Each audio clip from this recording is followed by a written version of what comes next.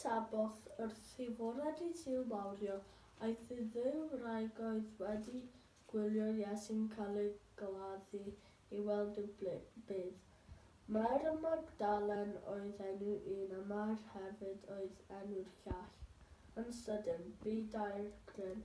Daeth angel i lawr o'r nefoedd arolio'r garreg i ffwrdd o agored y bydd.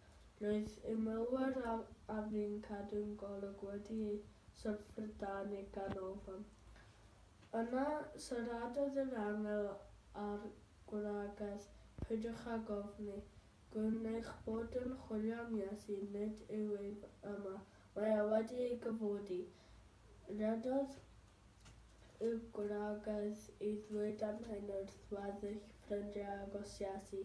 Roedd ofn arnynt, ond roeddent yn llawn gobaith a llawenydd. Yna yn sydyn o'i blaenau safai Iesu ei hunain.